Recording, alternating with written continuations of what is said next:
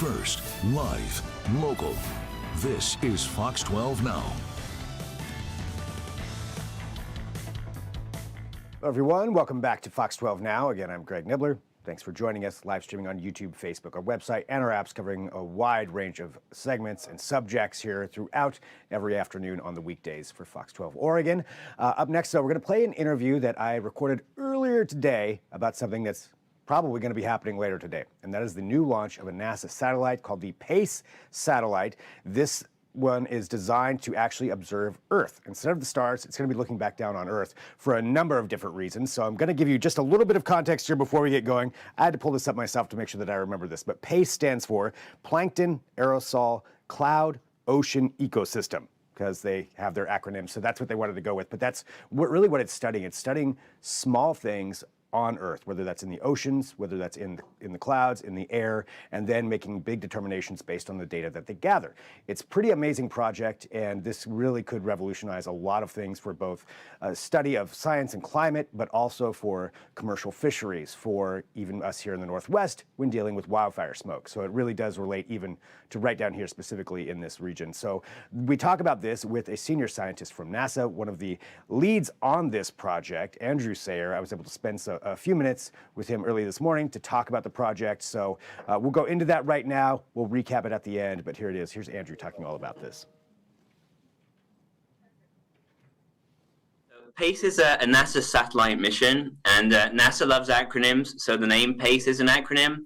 It stands for Plankton, Aerosol, Cloud, and then Ocean Ecosystem. So that's four things. Two things are about the atmosphere, that's aerosols and clouds, which is my job. Then the other two are about the ocean. So this is really about our atmosphere and our ocean, how they interact with each other. And I think, for a lot of people, it's going to be kind of an interesting way to look at it, is that we're setting up a satellite not to look out into space, but to look back at the Earth. So how is it that it's going to be able to do that? So this is the sort of thing that NASA, I think, does really well, and only an agency like NASA can do. We want to monitor air quality, we want to monitor water quality, and we can't have people everywhere just monitoring all the time. Space is the only way we can do that. So we've got this satellite, and it's got 3 sensors on it, and they're kind of like video cameras in space, in that they're orbiting the Earth in what's called low Earth orbit, and they're constantly returning these images in many different colors of light. And from that, we can kind of get information about exactly what's the state of our planet. And this project's been in the works for a very long time, which is, really exciting. For depending on when you're watching this, it's launching within hours of us talking right now. Oh, yeah. So we can get into that here in a second too. But talking about all of that time, to put this together, I would imagine the technology over the time of when you started has changed. How much, how advanced is the technology that's incorporated into this? So this is really state of the science. What we're saying is kind of like comparable to the leap between the Hubble Space Telescope and James Webb in level of detail, right? So our previous Earth observing satellites, like I said, they're like video cameras in space. They're typically measuring maybe like a dozen or so different colors of light. The main instrument on PACE is called OCI. That's going to measure over 200. So it's like going from like a small box of crayons to having like the whole spectrum of the rainbow to work with. It's really a massive leap forward. That's huge. And when you talk about all of that data that you're going to be able to collect from this, I guess, that's a lot of things that you're studying with it, but how do you go about, I guess, taking that data and parsing out the actual information that you need from it? So that's an excellent question. And that's in part my job and what I've been doing on this mission for the last 6 years or so. So we're kind of constantly recording these, we call them spectra of reflected sunlight, right? And you're looking at the planet from space. So you're kind of looking through the atmosphere and you're seeing the surface. So what we're doing is kind of separating the atmospheric and the surface contributions by these very subtle variations of color and brightness.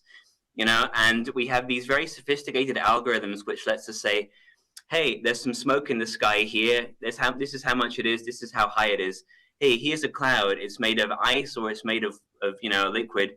When we've seen through that, we can say, hey, here's the ocean. Here's some plankton. Here's how much. And for the first time, we'll be able to say, this is what sort of plankton it is. We'll say, this is the bad kind. Let's issue a harmful algal bloom warning, or this is the good kind. There's going to be fish here. Maybe if you want to go fishing, this is a good spot. Wow. So you can have that much detail. And is that something, I guess there's a few things you brought up in there, but talking about even just monitoring the ocean as far as the fish. So is that something that would be data that's shared with commercial fisheries or governments, or is that something that's just more as a science information that you're going to use to analyze other things? So it's really both. We're focused on both the kind of the short timescales. All the data is going to be free and available, hopefully within a few hours of being collected. So over the last few decades, NASA's been doing work like this, and we have so many partnerships with people who are routinely using our data. So we're kind of getting ready to give them this big upgrade. So yeah, on the short time scales, it's going to be fisheries folks, air quality folks, maybe some, weather folks. And on the long time scales, we can use this information to better understand the processes which control our climate, how things are changing over time, both in the ocean, in the atmosphere, and on land. Amazing. Something particular here to the Northwest, we unfortunately deal with a lot of forest fires, which naturally push that smoke into the air. So using PACE, is this something that will help people in the Northwest or just who deal with forest fires better analyze where that smoke is going? Or can you explain how that data could be used for us? Yeah, you've got it exactly right there. So the US has this big fleet of satellites. I know a lot of the ones which most people are familiar with are the weather ones, like GOES, where you get these kind of geostationary images of the country every 15 minutes or so. So where PACE can contribute is kind of like extra dimensions of information. So instead of just seeing like a smoke plume, on an image, following it moving around, we'll be able to say exactly how high up is this smoke plume. If we know that, they can feed that to the models. They get a much better idea where it's going to be in a few hours, a few days from now. Wow. So a huge contribution then. And that's just one aspect of this. Yes. What are, I think for you right now, as we're getting into these kind of final moments of this launching, how are you feeling? I'm feeling, it's like Christmas is coming. I've been waiting for so long. And I'm just really hoping for good weather tonight. I'm excited to get this up in the sky. I'm excited for, I guess, all of the, all of our labors to pay off when in under 60 days from now, hopefully we'll be just routinely sending data. Everybody's going to be using it. Everybody's going to be happy. It's been a long time coming, and I'm, super excited to get to this final phase. Yeah, right. Just to get it up there. What for you are you most excited about when you do get that 60 days from now, you start getting that information back? What are you most excited to learn about first? So, like I said earlier, my main expertise is on the atmospheric side, so aerosols and clouds. And for me, I feel in the past, like I say, we've had this good idea of like how much stuff there is. But what I want to see now is for the first time, like, how do these aerosols, how does this smoke, how does this dust, how does this volcanic ash, this urban pollution, how does it all change as it's mixing around? Because that's a lot of stuff that really we've only been able to monitor now with these very dedicated ground-based instruments. There's a lot of places in the world you can't easily go. You can't set up long-term monitoring sites. And now we're going to have that. We're going to be seeing it every day. And that's amazing to me. And one final question here too, just since we're bringing all of this in together, all of these different ways that you're going to be able to analyze so much from the ocean up to the skies and the aerosol and all of that, getting that full complete picture, how valuable will that be to help determine the effects of any kind of climate change? I think it's going to be extremely valuable. It's, like I said, the US has got this like a big satellite program.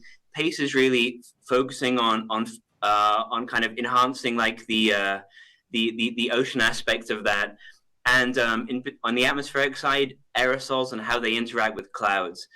Clouds form from aerosol particles. They kind of condense on them, and some of the kind of the remaining unknowns in the climate change puzzle are exactly how that happens. So by being able to better see exactly what sorts of aerosols there are, I hope we can shrink some of the remaining uncertainties on that a lot. And that's going to take, the mission's got 10 years of fuel. We hope it will last longer. And so that's what we're going to be focusing on, I think, for a lot of the years to come. Well, Andrew, thank you very much for joining me. Congratulations, on getting to this point, and it's got to be so exciting. And hopefully, we just get some good weather, and it's up there soon. And in a couple of months, we'll get this data back. But thank you very much for talking to me today about this. My pleasure. Thanks for listening. We're so excited to share this with you all. All right, so there we go. Andrew Sayre, really appreciate him going on and talking about all of this, just what NASA's working on. So we mentioned that the satellite launch, depending on where you're watching, right now it is Monday, February 5th. So the launch is supposed to happen today, in Pacific time, around 10:33 p.m. this evening, I believe. And this is the latest from NASA right now. Oh, I guess you can't really see that as I pulled that up there. But what they're saying is that there's about a 40% chance of favorable weather conditions. So only a 40% chance that it launches tonight. There's a backup though for Wednesday, I believe. So there is a backup for that launch, but we'll know later on. Either way, when it is successful and gets up there, that data that it gets back is going to be really valuable, and it'll be interesting to see how going into the summer months here, especially in the Northwest, predicting plankton or algae blooms, and then also being able to take a look at wildfire smoke and better understand where that's going and where those particles end up and what effect they have, could be some really valuable stuff. So looking forward to finding out more about that data. And thanks for tuning in. This is Fox 12 Now. This is where we get to cover a wide range of segments here on this show. And I thank you for joining us. If it's your first time, hit subscribe or share the show. We've got lots of segments for you to take a look at. Every weekday here, we're here covering all kinds of different things. So please go on whatever platform you're on and take a look at all of those and share what you think is relevant to other people. And if you have any suggestions, please email me, fox12now@kptv.com. All right, we're going to sign off right now. I do have a little bit more over on the website and the apps. So downloading the app is a great way to get everything that we cover here and everything that we're doing here with Fox 12 Oregon, so a great way to do that. I will be back, though, on the other platforms as well. If there's any breaking news conferences, press conferences, I believe there may be some things coming up here in just a little bit that we're going to be live streaming. So always come here anytime between 1 p.m. and 4 p.m. for the latest breaking news that's happening here in our region, because we will have you covered, and this is one of the best places to get that. So thanks for being a part of it. I'm going to sign off for right now. See you over on the website and the apps. I'm Greg Nibbler. This is Fox 12 Now.